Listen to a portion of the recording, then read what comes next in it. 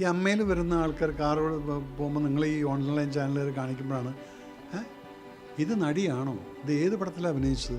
ഞാനിന്നിപ്പോൾ 60-70 പടങ്ങളിൽ അഭിനയിച്ചു കഴിഞ്ഞിരിക്കും. അവിടെ 1-2 പിന്നെ പെർമനൻ്റായിട്ട് ഒരു പടത്തിൽ മാത്രം അഭിനയിക്കുന്നവരുണ്ട് അതിനകത്ത്. ചിലർ പറഞ്ഞു ഞങ്ങളിപ്പോൾ മെമ്പറല്ലല്ലോ, അപ്പോൾ ഞങ്ങൾക്ക് എന്തും പറയാം. ഞാനത് പറയില്ല. കാരണം നമുക്ക് അറിയാതെ അതിനകത്ത് എന്താ നടക്കുന്നത് അറിഞ്ഞു കഴിഞ്ഞാൽ മെമ്പറാണെങ്കിലും ഞാൻ പറയും. മെമ്പർഷിപ്പ് തന്നാൽ അത് ആ മൂഡിനനുസരിച്ചിരിക്കും.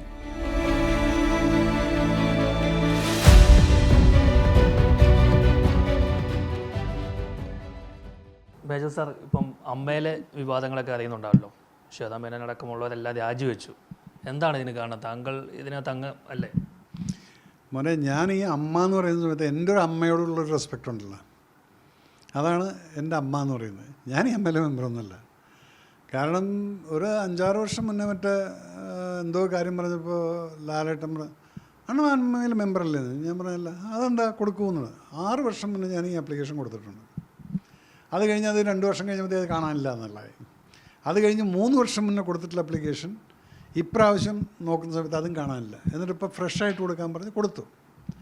ഇപ്പോൾ ഇതിനകത്തും പേര് വന്നിട്ടുണ്ടോ ഇല്ല എന്നുള്ളത് എനിക്കറിയില്ല. അതുകൊണ്ട് ഞാൻ അതിനെക്കുറിച്ച് എന്ത് പറയാനാണ്? എന്താണ് ഇപ്പം അവിടെ ഇപ്പം വാർത്തകളിൽ കൂടി അറിഞ്ഞതോ അല്ലെ സുഹൃത്തുക്കൾ വഴിയിട്ടൊക്കെ അറിഞ്ഞ കാര്യങ്ങൾ വെച്ച് നോക്കുമ്പോൾ അമ്മ ഏതൊരു രീതിയിലേക്ക് പോവുക? എനിക്ക് പലപ്പോഴും സർപ്രൈസ് അവിടെ എന്താണെന്നറിയാം. ഈ അമ്മയിൽ വരുന്ന ആൾക്കാർ കാർ പോകുമ്പോൾ നിങ്ങൾ ഈ ഓൺലൈൻ ചാനലുകൾ കാണിക്കുമ്പോഴാണ് ഇത് നടിയാണോ, ഇത് ഏത് പടത്തിലാണ് അഭിനയിച്ചത്, അല്ലെങ്കിൽ ഇത് ഒരു നടനാണോ? നടൻ ഓക്കെ, പിന്നെയും നമുക്ക് 2-3 പടങ്ങളൊക്കെ കഴിഞ്ഞാൽ അറിയുന്ന ആൾക്കാരായതുകൊണ്ട് പിന്നെ നമുക്കറിയാം. പക്ഷെ പല ആളുകളെയും അവിടെ കാണുന്നത് ഈ സിനിമയിലൊന്നും ഞാൻ കണ്ടിട്ട് പോലുമില്ല. അപ്പം നമ്മളെപ്പോലുള്ള ആൾക്കാർ അപ്ലൈ ചെയ്യുമ്പോൾ എന്താണ് വരാത്തത്? നമ്മളെപ്പോലുള്ള പറഞ്ഞാൽ എൻ്റെ സ്വഭാവം പീയൂഷന് അല്ലെങ്കിൽ ഒരുവിധം ആൾക്കാർക്കൊക്കെ അറിയാം. നമ്മൾ ശരിയെങ്കിൽ ശരി, തെറ്റെങ്കിൽ തെറ്റ്. അപ്പോൾ ഒരു പക്ഷേ അവിടെ ഉണ്ടായിരുന്ന ആൾക്കാർക്ക് അന്ന് ആരായിരുന്നു? ഇടവേള ബാബു ആയിരുന്നു തോന്നുന്നു. എന്തേ ഇവർ തരായിരുന്നു എന്നുള്ള എനിക്കറിയില്ല. ഒരുപക്ഷെ നമ്മുടെ ഉള്ള ഒരു ഇൻസെക്യൂരിറ്റി എന്തെങ്കിലും ആയിരിക്കാം. ഈ ചോദ്യം ചോദിക്കുമോ എന്നുള്ള ഭയമാണ്. ചോദ്യം ചോദിക്കുന്നവരെ ആർക്കും പറ്റില്ലല്ലോ. അതല്ലേ ഞാൻ ഇന്നലത്തെ ഇൻ്റർവ്യൂവിൽ പറഞ്ഞപ്പം സുകുമാരൻ നായർക്കും ചോദ്യം ചോദിക്കുന്നവരെ പറ്റില്ല. അവിടെയാണ് ഈ ധാർഷ്ട്യം. അപ്പോൾ ഇവിടുത്തെ ധാർഷ്ട്യം ഇൻസൈഡിലാണ്, പുറത്തേക്കൊന്നും കാണിക്കേണ്ട ആവശ്യമില്ല. വേണ്ട, അത് കട്ട് ചെയ്തേക്ക്. അപ്പം അതിന് ചോദിച്ചാൽ ഇവർക്ക് ഉത്തരവില്ല. ഞാനിന്നിപ്പോൾ 60-70 പടങ്ങളിൽ അഭിനയിച്ചു കഴിഞ്ഞിരിക്കുന്നു.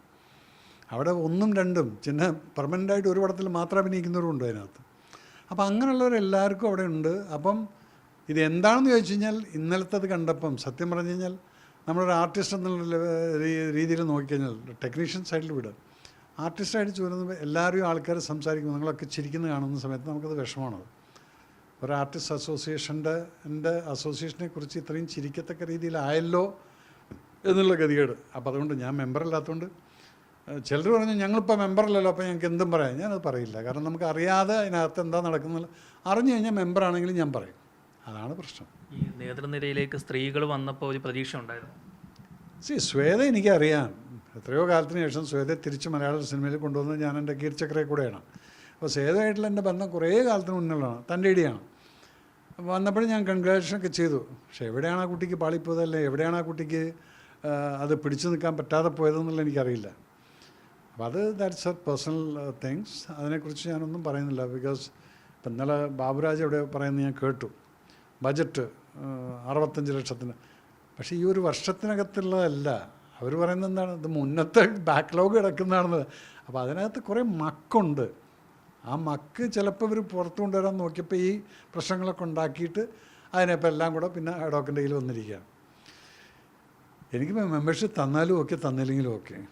എന്നോട് പറഞ്ഞതെന്ന് ഞാൻ കൊടുത്തു. പക്ഷേ എന്തുകൊണ്ട് തന്നില്ല എന്ന് കാണുന്ന സമയത്ത് നമുക്കറിയാം എന്താണ് അവിടെ സംഭവിക്കുന്നത്. എന്ത് കിടന്നാലും ഇറ്റ്സ് ഓക്കെ. കാരണം അതെന്നെ ബാധിക്കുന്നതല്ല. ഞാനിപ്പോൾ അമ്മയിലെ മെമ്പറാണ് അല്ലെങ്കിൽ ഫെഫ്കയിലെ മെമ്പറാണെന്നുള്ളത് എനിക്ക് പടമില്ലെങ്കിൽ ഈ സംഘടന എനിക്ക് പടം തരുമോ? ഇല്ലല്ലോ. നമ്മളായിട്ട് തന്നെ ഡയറക്ടേഴ്സായിട്ടും പ്രൊഡ്യൂസേഴ്സായിട്ടുള്ള ബന്ധം വെച്ചിട്ടൊക്കെയാണ് നമുക്ക് ഈ പടങ്ങളൊക്കെ കിട്ടുന്നത്. അപ്പോൾ അത് ഒരു സംഘടന ഇല്ലെങ്കിൽ നിങ്ങൾ സംഘടനയിൽ പറയണം, ഇന്ന എത്ര ആർട്ടിസ്റ്റുകളുണ്ട്, ഒരു പടം വരുമ്പോൾ ഈ 4 പേർക്കൊന്ന് എന്തെങ്കിലും ഒന്ന് കൊടുക്കണം കേട്ടോ. ഇതെന്നേ വരെ ഏതെങ്കിലും പറഞ്ഞിട്ടുണ്ട്? ഒരു പ്രസിഡൻറ്റ് പറഞ്ഞിട്ടുണ്ട്. ഞാൻ എന്നോട് അഭിനയിക്കുമ്പോൾ ഇന്നോട്ടം പറഞ്ഞു, എടാ ഞാൻ അവർ സംസാരിക്കുമ്പോൾ എടാ അവിടെ ഒരു 2-3 പെമ്പിള്ളേർ വളരെ പാവങ്ങളാടാ, നീ അതൊന്ന് കൊടുക്കണം കേട്ടോ. ഞാൻ പറയാം ഏട്ടാ വിളിച്ചോളൂ, 6 ഓളം കൊടുത്തേക്കാന്നുള്ളത്. എന്താണെന്ന് വെച്ചാൽ അവരുടെ വീട്ടിലേക്ക് ഒരു 10,000 രൂപ കിട്ടുള്ളൂ. അത് എന്നോട് പറഞ്ഞില്ല, ബാക്കി ആരും എൻ്റെ അടുത്ത് പറഞ്ഞിട്ടുമില്ല. നമ്മളിഷ്ടമുള്ളവരാണ് വെക്കുന്നതെല്ലാം. അപ്പം സംഘടന എന്ന് പറഞ്ഞാൽ അങ്ങനെയൊക്കെ ചെയ്യുക. നിങ്ങൾ ഈ സംഘടനയുടെ തലപ്പത്തിരുന്നിട്ട് ദാക്ഷ്യം കാണിക്കാൻ വേണ്ടിയിട്ടുള്ളൊരു മാത്രമാവുന്ന സമയത്താണ് നമ്മളെപ്പോലുള്ള ആര് പ്രതികരിക്കുന്നത്. അപ്പോൾ നമ്മളെപ്പോലുള്ള ആൾക്കാരെ നിങ്ങൾ വിളിക്കണ്ട, നോ പ്രോബ്ലം. മെമ്പർഷിപ്പ് തന്നാൽ പോകും. മെമ്പർഷിപ്പ് തന്നാൽ അത് ആ മൂഡിനനുസരിച്ചിരിക്കും. ആ സമയത്ത് ഒരു പക്ഷേ ആ 2 ലക്ഷം കൊണ്ട് ഒരു കുട്ടിയുടെ കല്യാണം കഴിച്ചു കൊടുക്കാൻ പറ്റും എന്ന് തോന്നുകയാണെങ്കിൽ ഞാൻ അതായിരിക്കും ചെയ്യുന്നത്. അല്ലാതെ ഞാൻ അപ്പോൾ ആ സമയത്ത് ഞാൻ ആ 2 ലക്ഷം അതിനങ്ങ് ചിലവാക്കും. എനിക്ക് വേണ്ട മെമ്പർഷിപ്പ്. അത് ആ മൂഡ് അപ്പോഴത്തെ സമയത്ത്. അതല്ലാതെ ഇപ്പം അതിനെക്കുറിച്ച് ഞാനൊന്നും പറയുന്നില്ല.